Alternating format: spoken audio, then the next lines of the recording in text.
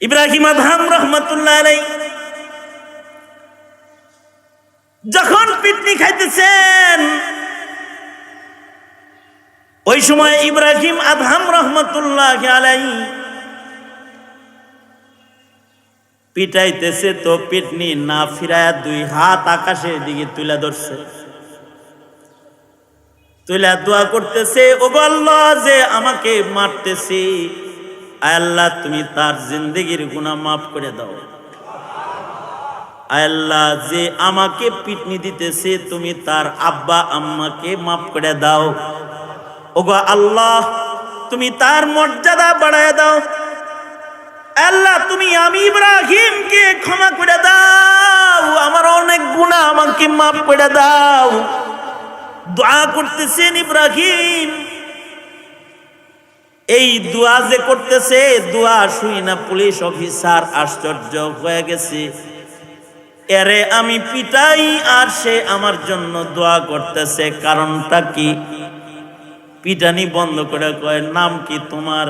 তুমি কে? কি তোমার নাম? ইব্রাহিম আদহাম বলে, আমার নাম ইব্রাহিম, আমার বাবার নাম আদহাম, বলখির বাদশাহ আমি ইব্রাহিম। সাথে সাথে অফিসারের কাঁপাকাঁপি শুরু হয়ে গেছে। রাজ্যের পুলিশ অফিসার হয়ে রাজ্যের বাদশার গায়ে আঘাত করে ফেলেছি, পায়ে ধরে ফেলেছি, মাপ চাইতেছি, আর বলে, ওগো আল্লাহর পেয়ারা ও বাদশার নামদার, আপনাকে আমি চিনিনি, না চিনে আপনাকে মেরেছি। আপনাকে জিজ্ঞাসা হলো, আমি জিগাইলাম মানুষ কোন দিকে আছে, আপনি দেখায় দিলেন যা কিছু কবর পেলাম। আপনি ওইদিকে কবর দেখাইলেন কেন? তুমি আমাকে জিজ্ঞাসা করেছো মানুষ কই আছে, ওখানে কিছু আল্লাহর ওলিরা আছে যারা জঙ্গলে ইবাদত করতে করতে ওখানে মারা গেছে, কবরে তারা ইবাদত বন্দেগী করে। ওই মানুষগুলা ওইদিকে আছে, ওয়াজদের হালতে ইশারা করে, আমি তোমাকে ওইদিকে দেখায় দিয়ে ভুল করেছি, ক্ষমা করে দিও। ও আল্লাহর পেয়ারা, আমি আপনাকে মারতেছি, আপনি আমার জন্য দোয়া করতেছেন কেন? আপনি তো কোনো ভর্ৎসনা আমাকে করতে পারতেন, আপনি আমার জন্য দোয়া করতেছেন কেন? ইব্রাহিম বলে, সোনার চামচ মুখে আমি ইব্রাহিমের জন্ম হয়েছে, রাজ পরিবারের জন্ম হয়েছে, মজলুম হওয়ার সুযোগ জীবনে কোনোদিন আমি ইব্রাহিমের হয় না। আমার গায়ে জীবনে কোনোদিন কেউ একটা টাচ পর্যন্ত করে নাই, আজকে এই প্রথম তুমি আমার গায়ে আঘাত করলে আমি মজলুম হওয়ার সুযোগ পেলাম। কারণ হাদিসে আছে, মজলুমের সাথে আল্লাহর সাথে কোনো পর্দা নাই। তোমার খাতিরে আমি মজলুম হয়ে আল্লাহর কাছাকাছি যাওয়ার সুযোগ পাইলাম, তাই তোমার জন্য আগে দোয়া করলাম, আর আমার জন্য আমি দোয়া করলাম। ওরে ভাই, তুমি আমাকে প্রহার করে তুমি জালেম হলো, আমাকে তো তুমি মজলুম বানাইছ, তাই তোমার জন্য দোয়া, আল্লাহ তাআলা যেন তোমাকে মাফ করে দেয়। আলোচনার মূল কথা শুরু করার আগে কয়েকটা বিষয়, কিছু অনুভূতি ব্যক্ত করা। সেটা হলো, আমি অথবা আপনি, আমরা কি রমাদানের কদর আসলে করতেছি বা কতটুকুন করা দরকার, এই বিষয়ে কিঞ্চিত কথা। যেমন এই রমজানে আমরা যাদের সাথে আছি, এমন বহু মানুষ আগামী রমজানে একসাথে থাকবে না।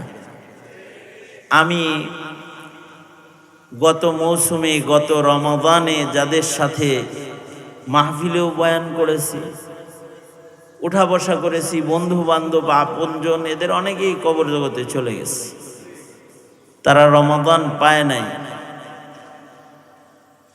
আল্লাহ পাকের অনেক বড় ফজল আর করম যে আল্লাহ পাক আমাদেরকে পুনরায় আবার রমজান দান করছেন।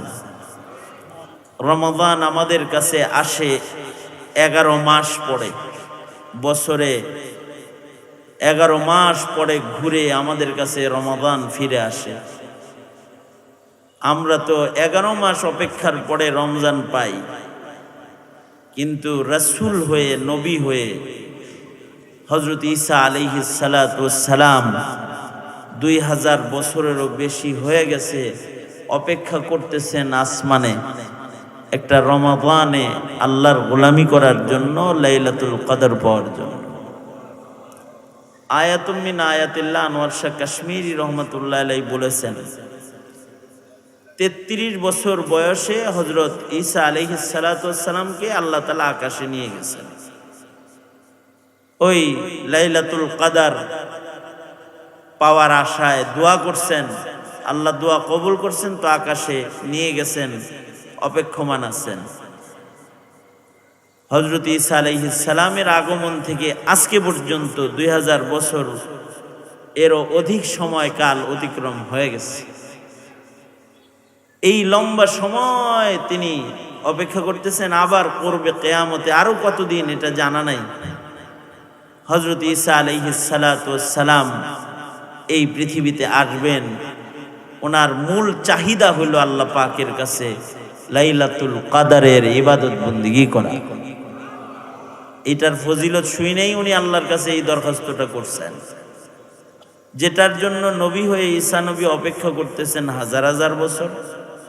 সেটা আমাদের কাছে কোনো আবেদন ছাড়া ঘুরে ঘুরে আমাদের কাছে আসে যে আমরা এর কদর কতটুকুন করেছি বা কতটুকুন করা দরকার, এই বিষয়টা আপনাদের চিন্তার আদালতে পেশ করা, ফিকিরমন্দ হওয়া, আমার কাছে যেন রমাদান যেন অবহেলার বস্তুতে পরিণত না হয়।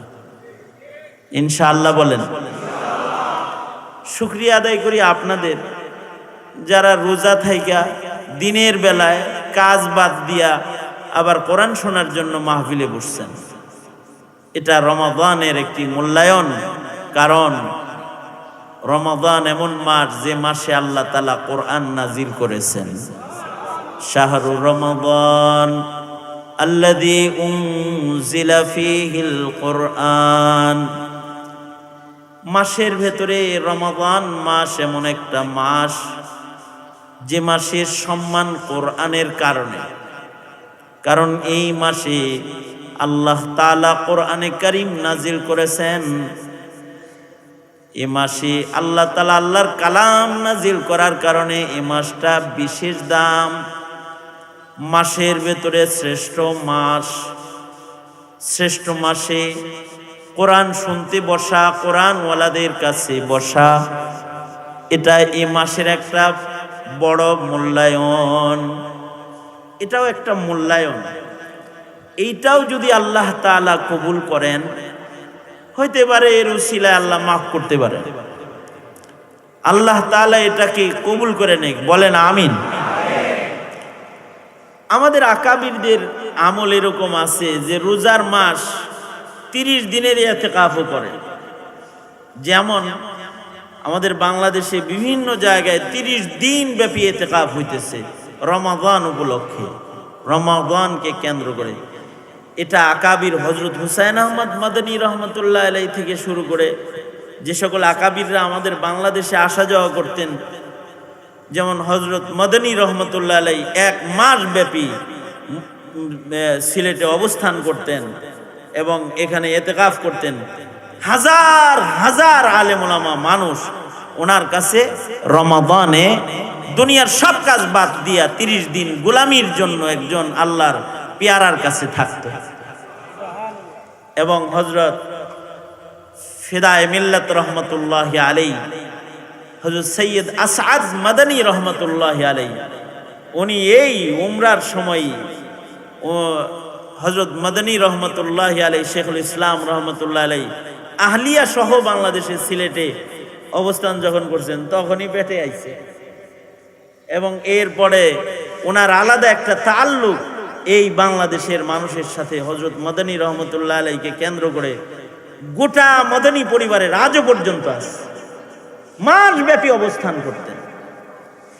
এখনো যেমন হযরত মাহমুদ গঙ্গুহি রহমতুল্লাহি আলাইহি, উনি রমাদানে টোটাল রোজা বাংলাদেশে ইতিকাফ করতেন এবং ওই শায়েখের অনুকরণে ইব্রাহিম আফ্রিকি দামাত বারকাতুহুম সুদূর আফ্রিকা থেকে এসে যশোরে এবছরও 30 দিন ব্যাপী রমাদানে ইতিকাফ করতেছেন। এমনি তো আমরা রমজানে ইতিকাফ করে শেষে 10 দিন, তার ভিতরে আবার পয়সা দিয়ে কিনে আনার লাগে মানুষ। এই দুঃখের কথা যে টাকা দিয়ে খুঁজে লোক, যে এক আধজন মানুষ পাওয়া যায়নি মসজিদে ইতিকাফ করার জন্য, মানে মহল্লার কেউ করবে না, শেষ বেলায় গরিব একটারে পয়সা দিয়ে ইতিকাফ করায় নিজের আযাব থেকে বাঁচার। কারণ আলাল কিফায়া, কেউ না করলে তো সব গুনাহগার হইতে হইব, একজনের পয়সা দিয়া হইলেও রাখো। আমাদের কাছে তো হয়ে গেছে এরকম অবহেলার। কিন্তু আজও কিছু মানুষের কাছে যে এত কদরওয়ালা যে সারা মাস ব্যাপী ইতিকাফ করতেছেন। তো রমাদানে সারা মাস ব্যাপী যেখানে নিজের সব কাজ থেকে ফারেক হয়ে ইবাদত করার মাধ্যমে আল্লাহর নৈকট্য অর্জনের মেহনত করার আমল আমাদের আসলাফদের আছে, সেখানে এর ভেতরে আমাদের এই ছোট্ট কুরবানি, যেটা আজকে ইয়াউমুল জুমাতে যে দিনের বেলায় বসছি, এটাও যদি আল্লাহ কবুল করে, হইতে পারে এইটার কারণে আল্লাহ তাআলা যদি আমাদের উপরে কোনো দয়া করে, আল্লাহ তাআলা কবুল করে নেক। বলেন আমিন। আওয়াজ করে বলেন, জোরে করে বলেন আমিন। দিনের জন্য কখনো কখনো সময় বের করতে হয়। আমাদের তবিয়ত হয়ে গেছে এমন যে আমরা গুনাহ করার টাইম পাই, পার্কে বসে থাকার জন্য সময় বের হয়, কিন্তু ওয়াজ শোনার সময় বের হয় না, অথবা গাছতলায় বসে থাকার জন্য সময় বের হয়, আলেমদের সান্নিধ্যে বসে থাকার সময় বের হয় না। চিন্তা করে দরকার নাই, দরকার নাই। এই রমজানেও শুরু দিকেই বহু বুজুর্গরা চলে গেছেন। বাবা হুজুর রহমতুল্লাহ আলাইহি চলে গেছেন। নোয়াখালীর ইমামুন নাহব ওয়া সারফ শিবলি সাহেব হুজুর রহমতুল্লাহ আলাইহি চলে গেছেন। হাটহাজারীর বড় মুফতি সাহেব রহমতুল্লাহ আলাইহি চলে গেছেন। আর কত মানুষ চলে গেছে, কত আলেম ওলামা চলে গেছে এই রোজার মাসে। রমজান আইলে তো আল্লাহর পেয়ারারা খালি সিরিয়াল ধরে আল্লাহর কাছে যাওয়ার। আমরা যারা আছি আমাদের পায়া আপনারা মনে করেন আরে এগুলোর সামনে বয়ে থাকতে হইব, আরে আমরা মরে গেলে তো আমাদেরও পাইবেন না, পরে পরে কারেলে বয়ে থাকবে। এই জন্য কিছু সময় গনিমত মনে করা, কিছু সময় এভাবে ভালো মানুষরা একত্রিত হয়ে কাটানো। এই কারণ এই মজলিসগুলো ময়দানে মাহশরে আল্লাহর রহমত পাওয়ার জন্য উসিলা হয়ে দাঁড়াবে। আল্লাহ তাআলা এগুলোকে বাহানা বানায় ফেলবেন। সবচেয়ে বড় কথা হলো যারা রোজার মাসে রোজাকে গুরুত্বের সাথে রাখে, রোজাকে যারা গুরুত্বের সাথে রাখে, গুরুত্ব মানে রোজা রাখে আল্লাহর ভয়ে, আল্লাহর প্রেমে, আল্লাহর মোহাব্বতে, ইমানের সাথে। বাড়ির সবাই সেহরি খায়, বিপদে মরে হেও খায়, এরকম না। বেড়া রোজার মাসে হোটেল পাতি খোলা পাওয়া যাইব না, দোকানে দাঁড়ায় খাওয়ান যাইব না, বিপদে মরে রোজা রাখছে, এরকম না। আল্লাহর ভয়ে রোজা রাখে ইমানের সাথে, এবং রোজাকে খুব সংরক্ষণ করে, যতন করে। এই দুইটা জিনিস যাদের ভেতরে পাওয়া যাবে, তো আল্লাহর রাসূল তাদের ব্যাপারে খুশখবরি দিছেন, তাদের পিছনের জিন্দেগীর সব গুনাহ রোজার বরকতে মাফ হয়ে যাবে।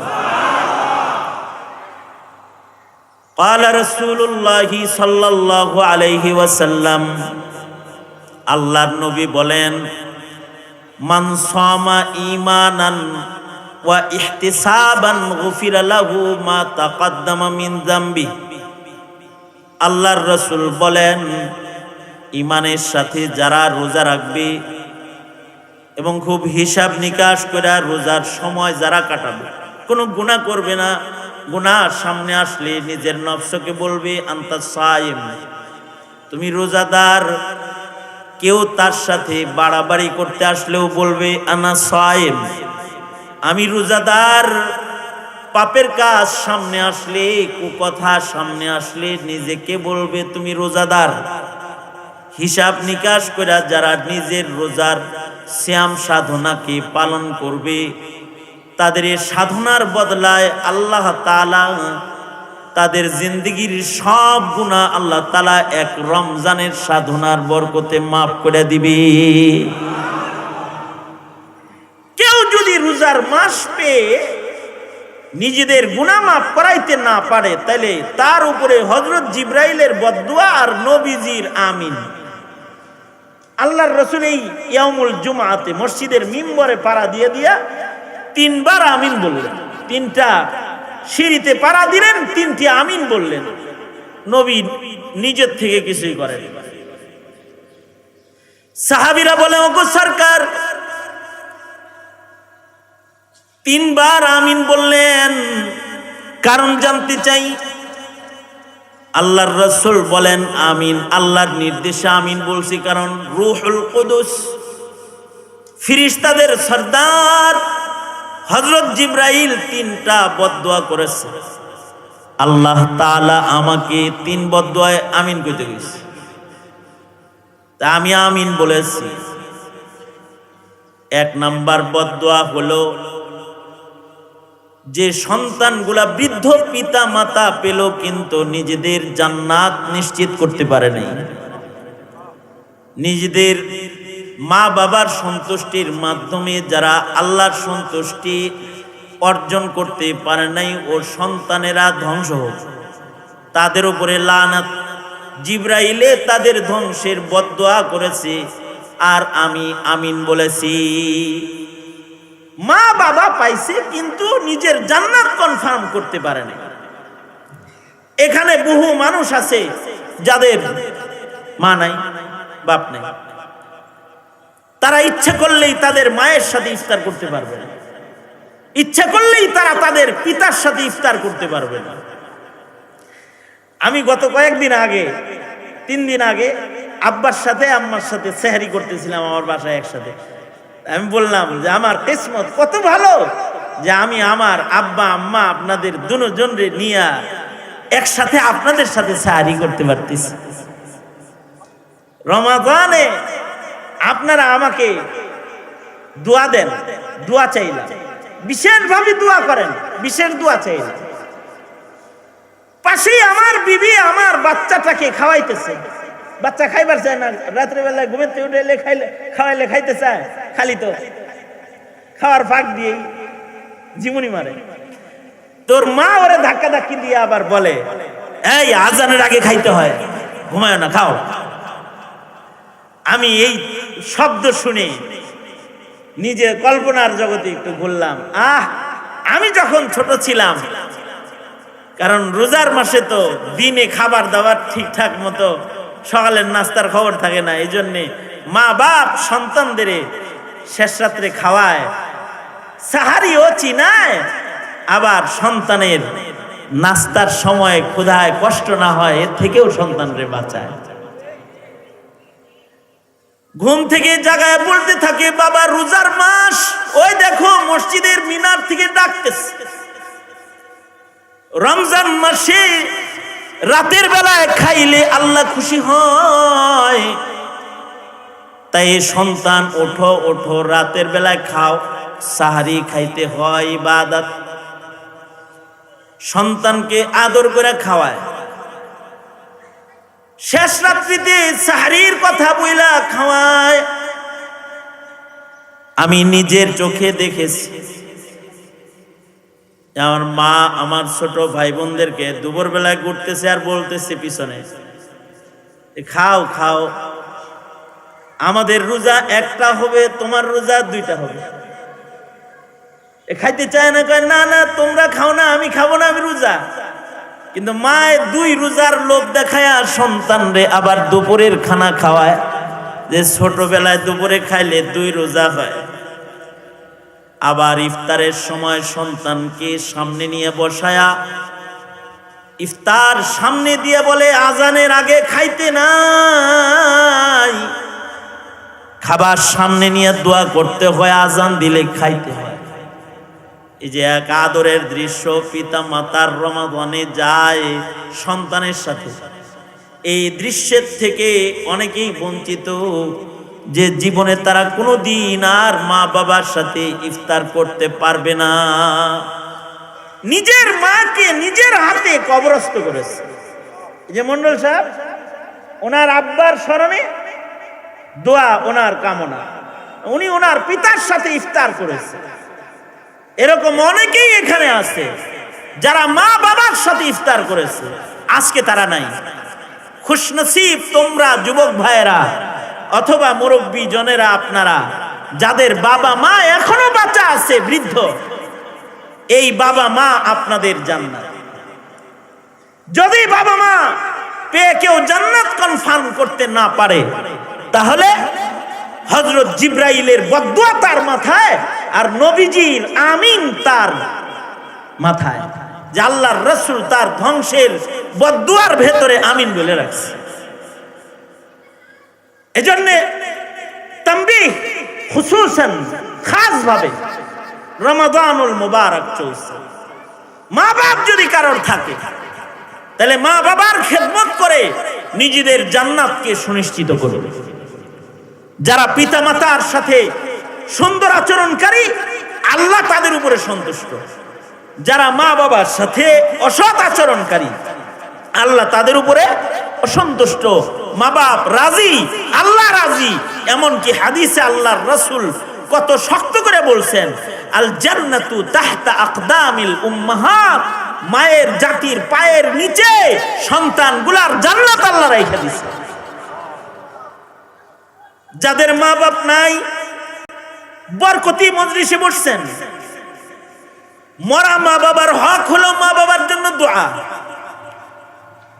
মা বাবার জন্য ইসালে সওয়াব, সওয়াব রেসানি করা, মা বাবার জন্য কোরআন পড়া, মা বাবার জন্য নওয়াফিল ইবাদত করে দোয়া করা, মা বাবার কবর জিয়ারত ইয়াউমুল জুমআতে করা, মা বাবার জন্য হাত তুলে আল্লাহকে বলা, রব্বির হামহুমা কামা রব্বায়ানি সগীরা।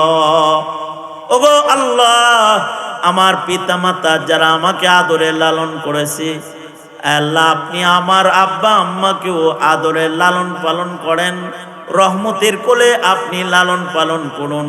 পিতা মাতার জন্য সন্তান হয়ে বেশি বেশি করে দোয়া করে মা বাবার হক হুকুক আদায়ের জন্য মেহনত করা। এভাবেই মৃত পিতা মাতারও হক আদায় করতে থাকা। মা বাপ যদি রাজি হয়ে যায়, তাইলে সন্তানের জান্নাত কনফার্ম হয়ে যায়, নিশ্চিত হয়ে যায়। কারণ মুস্তাজাব, দুআয়ে মুস্তাজাব পৃথিবীতে তিনজন। একজন, এক নাম্বার মা বাবা, মজলুম, মুসাফির, দ্বীনের জন্য সফর করতেছে, তো মুসাফিরের সাথে কখনো বদ আচরণ করতে নাই। এ কারণে যুগ যুগ ধরে মুসাফিরদের সাথে সদ আচরণের খাসলাত কাফের মুশরিকের ভিতরে আছে। কাফেররাও মুসাফিরের সাথে খারাপ আচরণ করে, পথিকের সাথে খারাপ ব্যবহার করতে নাই। মুসাফির তার দোয়া কবুল, মজলুম, মজলুম দোয়া কবুল। কে মজলুম? যার উপরে জুলুম করা হয়েছে সে মজলুম। মজলুমের দোয়া কবুল হয়। জেলখানায় কিছু মজলুম আছে, তাদের দোয়া কবুল হইতেছে। জমিনে কিছু মজলুম আছে, তাদের দোয়া কবুল হইতেছে। মজলুমদের দোয়া কবুল হয়। মজলুমের মাঝখানে আর আল্লাহর মাঝখানে কোনো পর্দা রাখেন নাই আল্লাহ তাআলা।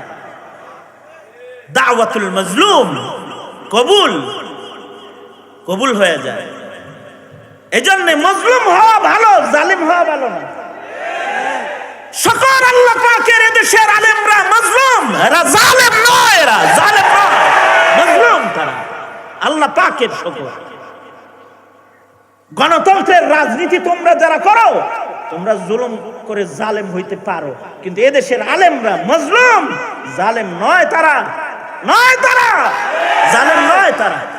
মজলুম। মজলুমের হালতটা বড় দামি হালত। পৃথিবীর সব নবীরা মজলুম ছিল, বাবা আদম থেকে শুরু করে আমার নবী পর্যন্ত সকল নবীরা মজলুম ছিল। কিয়ামত পর্যন্ত মুসলমানরা মজলুম থাকবে, আর এই মজলুম মুসলমানদের দোয়া আল্লাহ কবুল করবে। মজলুমানা হালাত কোনো লানত না। অনেকে মজলুম হালতে যখন থাকে তখন হাতে তালি দিতে নেই, দেখছো কি অবস্থাটা, না, এটা নিয়ামত। মজলুম হালতে দোয়া কবুল হয়।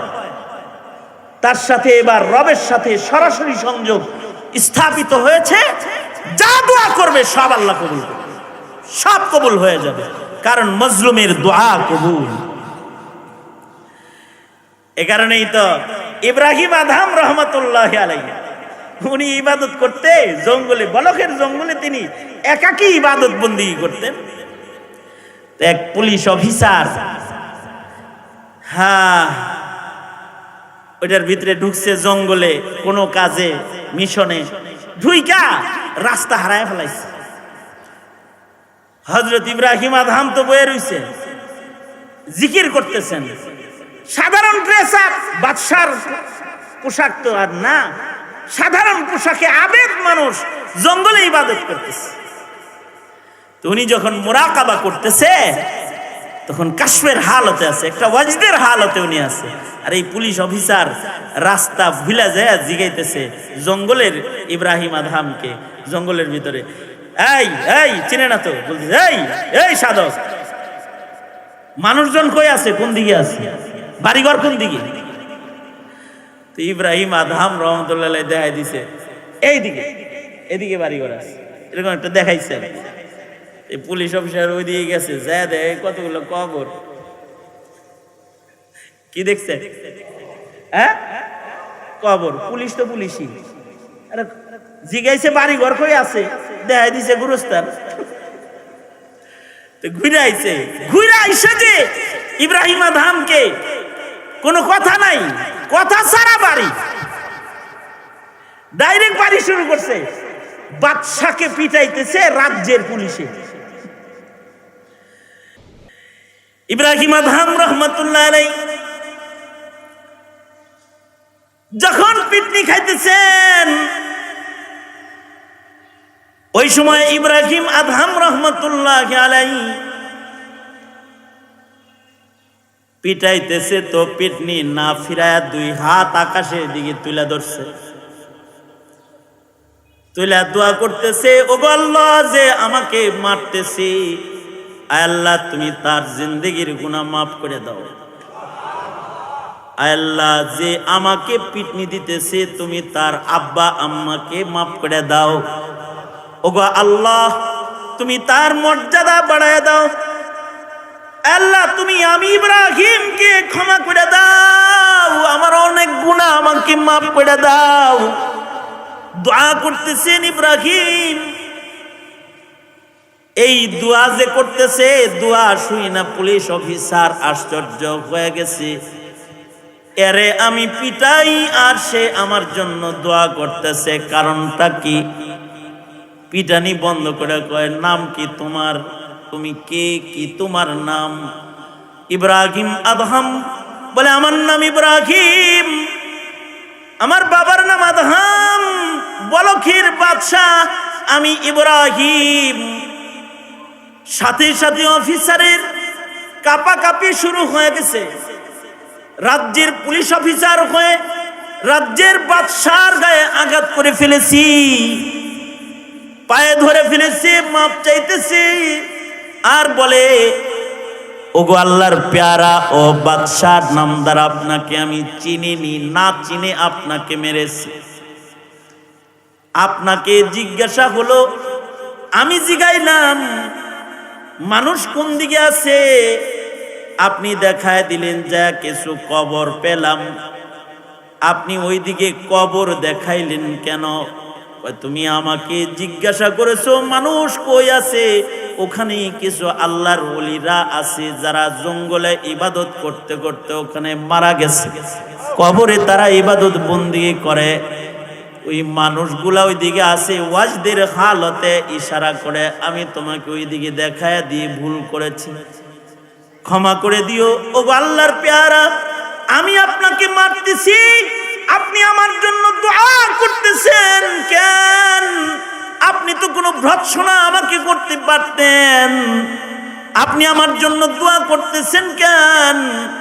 ইব্রাহিম বলে, সোনার চামচ মুখে আমি ইব্রাহিমের জন্ম হয়েছে, রাজ পরিবারের জন্ম হয়েছে, মজলুম হওয়ার সুযোগ জীবনে কোনোদিন আমি ইব্রাহিমের হয় না। আমার গায়ে জীবনে কোনোদিন কেউ একটা টাচ পর্যন্ত করে নাই, আজকে এই প্রথম তুমি আমার গায়ে আঘাত করলে আমি মজলুম হওয়ার সুযোগ পেলাম। কারণ হাদিসে আছে, মজলুমের সাথে আল্লাহর সাথে কোনো পর্দা নাই।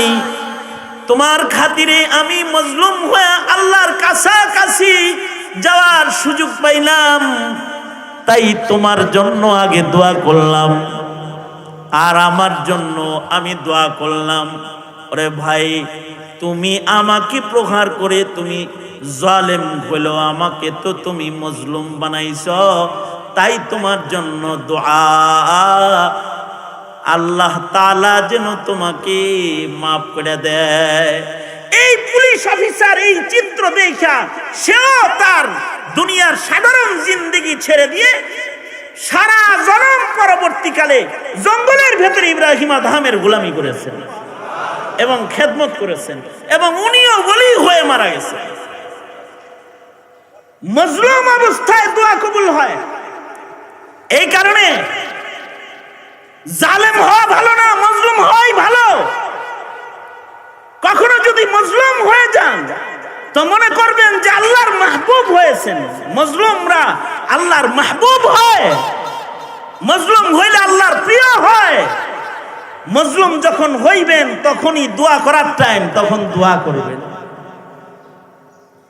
জালেম হবেন না, জালেম হবেন না। জুলুম কিভাবে করে? কখনো মুখের কথা দিয়েও জুলুম করা যায়, কখনো আচরণ দিয়ে জুলুম করা যায়, কখনো অপবাদ দিয়ে জুলুম করা যায়। যত প্রকারের জুলুম আছে সব জুলুম বর্জন করুন, কারণ জুলুম অন্ধকার হয়ে ময়দানে মাহশারে আপনাকে সামনে এসে দাঁড়াবে, আপনি জান্নাতের পথ দেখবেন না। জুলুম জুলুমাত হয়ে সামনে আসবে, অন্ধকার হয়ে সামনে আসবে, পুলিশের দেখতে পাবেন না। জালেম না হও, ক্ষমতার দাপট, যৌবনের শক্তির দাপট, এগুলো দিয়া বেশি লাফালাফি করো না, জালেম হইবা না। কারণ তোমার চাইতে বহুত বড় পাহলওয়ানরা কবরে চলে গেছে, পাহলওয়ানরা কবরে চলে গেছে। জালেম হইবা না, বরঞ্চ তোমাকে যদি কেউ জুলুম করে, তুমি যদি আল্লাহর গোলাম হতে চাও, তাহলে আল্লাহ বলে তুমি সবর করবা, তুমি জমিনে চলবা, বিনয়ের সাথে চলবা। আমি আয়াত পড়েছি, ওয়া ইবাদুর রহমানিল্লাযীনা ইয়ামশুনা